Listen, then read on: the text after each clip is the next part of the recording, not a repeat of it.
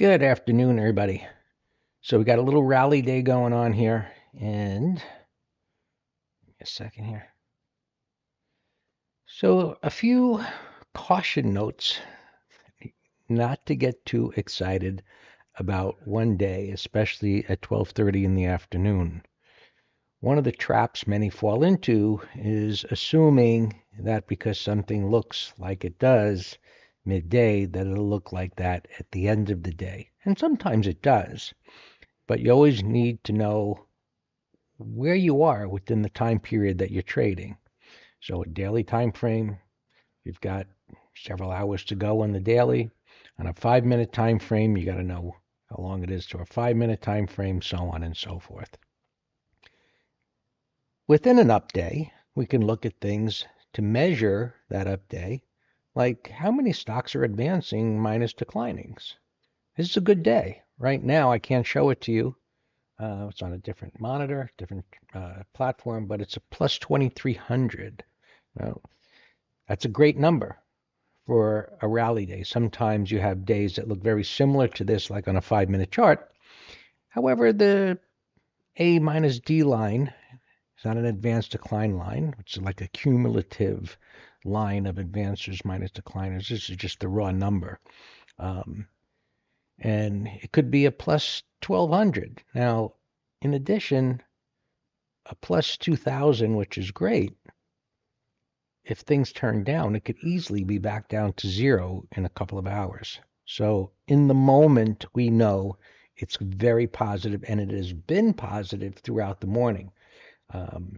It dipped under minus 2,000 for a short period of time, and then it regained it. So that's great. Now, as we look at the broader markets, let me see what's going on here. Right here on this up move coincided with a giant uptick reading right there. I'm trying to draw it in there. It's a little too big. Giant uptick reading.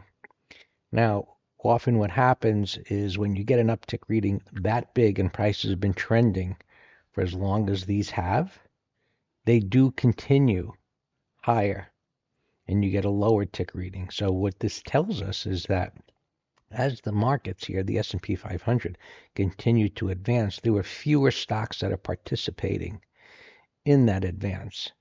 The trend is still up. So this right here is our major support line, right? The low prior to a higher high on the 5 minute chart. The trend is up. Because the tick is now diverging, and this is moving up, that doesn't mean short. That would be foolish.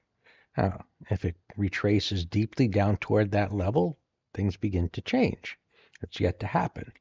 In addition, we have to look at where prices are. So one of the things that we monitored pre-market was the fact that this topping pattern had formed from, it was a bottoming pattern, and now it's a topping pattern, and the 65-minute is turned down. And prices are now into an area of major resistance, the high prior to a lower low. Now we're going to see what they do there. In addition, one thing that we look at during the trading day is volume. What's the highest volume strike in the S&P 500? Where are the majority buying that strike? And we see it's a whole number of 5,300. Where are prices? 5,306.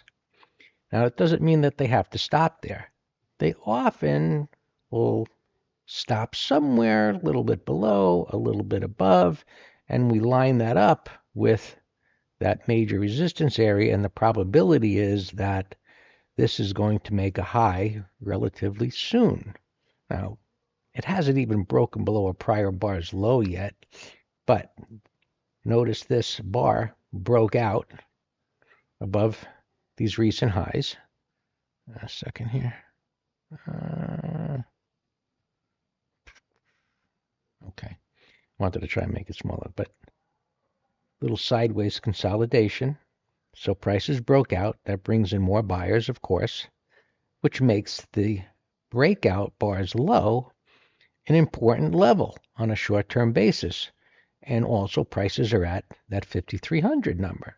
So as we're putting together these pieces of information, major resistance, a violation of that prior bar's low would be an important reference point, and we'll see if that happens or not. Maybe it continues to move higher, a little bit above, but we have to look at what has been presented to us, this information, the high tick reading, and the things that I pointed out, and that resistance, and now wait.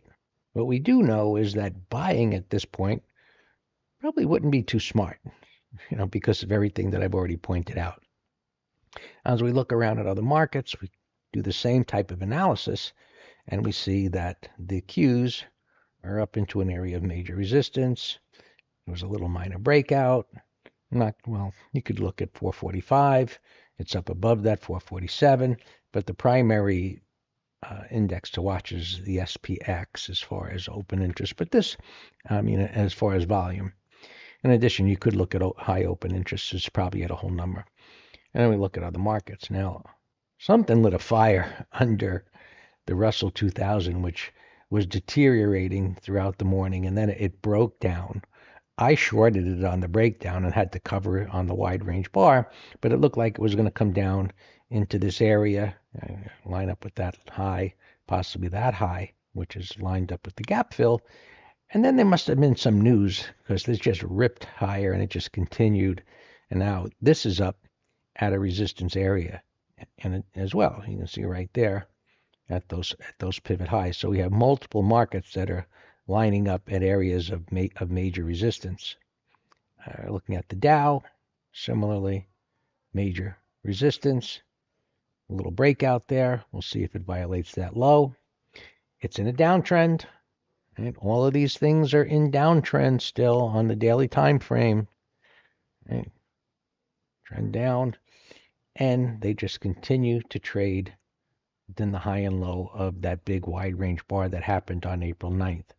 Essentially, the market has been running in place in an erratic fashion up and down after April 9th, when that initial move to the downside, where our internals reached a extreme, where we were looking for a low at that point on the 7th, and then the news came out and then pushed it higher. Well, resistance, see if it breaks the low, so on and so forth.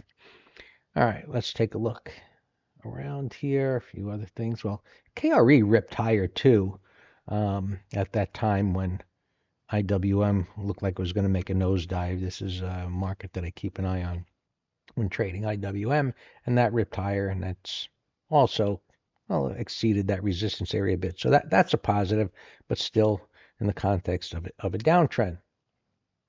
Interest rates, just kind of jiggling around there at that resistance. Financials, coming up to the 200 MA, maybe a little bit of relative strength, but still within the context of, this bar in the middle of nowhere. Should it break the low from yesterday, look out below. That would set things, I'm sure, for a washout move to the downside. What's showing strength today? We can sort this by percent change on the day.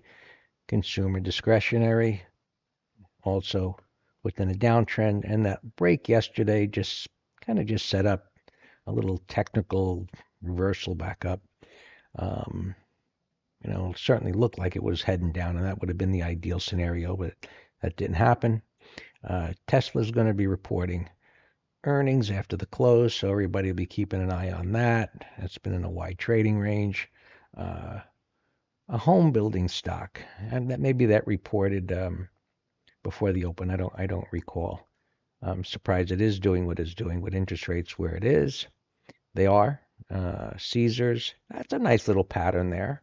This little pullback and move up, but still within the context of the downtrend and below the top of the bullish bar. Amazon moving lower, and some others. There's a lot of similar patterns there. Things that are weak, attempting to make bottoms. A lot of things look very similar. This one looks better. Still up at resistance since it's in a trading range. Transports. So again, I'll repeat, put a bullish day in the context of a bigger time frame. As an intraday trader, 65-minute trading range. It's up at resistance, daily time frame, in a downtrend, chopping sideways, still indecision as everybody waits and uncertain about the next shoe to drop with tariffs. There was some news earlier. Again, it seems like the administration is kind of backing off a bit on their hard stance with China. And who knows? They've just been flip-flopping on many things, back and forth, making threats, backing off from them. It's nauseating already. Semiconductors really not doing much of anything, but at resistance here. So be cautious. Let's see where the day ends. If it closes positively, we would assume that it could go up. But that doesn't mean it will, because, again, the trend is down. And we'll just have to see where this closes and what it brings tomorrow. As always, if you have questions, email us, Greg and Dan at Master Trader.